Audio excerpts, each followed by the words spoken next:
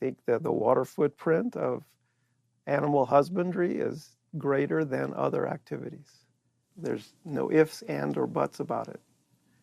That would be really powerful, just rather than waiting till we're in a drought.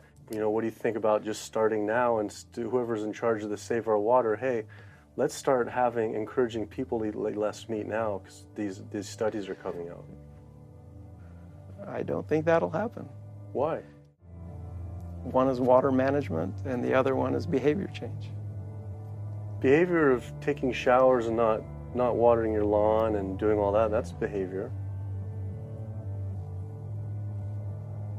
Yeah. Wow. Clearly the government did not want to talk about this issue. Their inability to answer, along with the environmental organization's silence on the topic of animal agriculture, made it seem something more was going on. I started doing more investigating on the impacts of livestock and found out this situation was actually worse than I thought.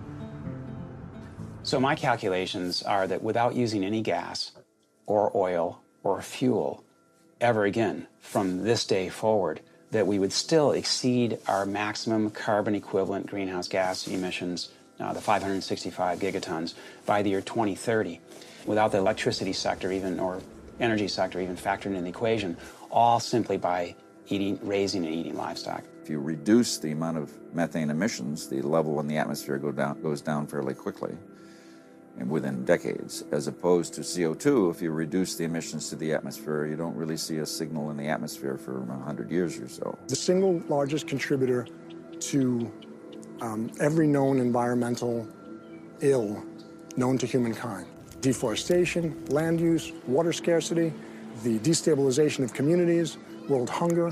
The list doesn't stop. It's an environmental disaster that's being ignored by the very people who should be championing. We're in the middle of the largest mass extinction of species in 65 million years. The rainforest is being cut down at the rate of an acre per second. And the driving force behind all of this is animal agriculture, cutting down the forest to graze animals and to grow soybeans, genetically engineered soybeans to feed to the cows and pigs and chickens and factory farm fish. 91% of the loss of rainforest in the Amazon area thus far to date, 91% that's been destroyed, is due to raising livestock. The leading cause of environmental destruction is animal agriculture. I just couldn't understand why the world's largest environmental organizations were not addressing this when their entire mission is to help protect the environment. Some people would say the problem isn't really animal agriculture, but actually human overpopulation. In 1812, there were 1 billion people on the planet.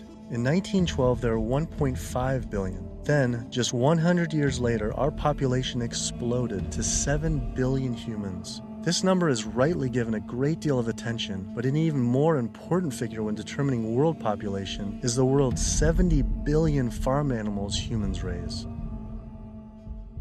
The human population drinks 5.2 billion gallons of water every day and eats 21 billion pounds of food.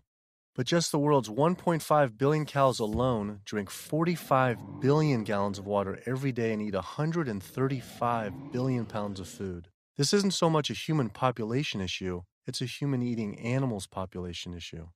Environmental organizations not addressing this is like health organizations trying to stop lung cancer without addressing cigarette smoking. But instead of secondhand smoking, it's secondhand eating, which affects the entire planet. We're growing enough food right now in the world to feed between 12 and 15 billion people. We only have 7 billion people. We have roughly 1 billion people starving every single day.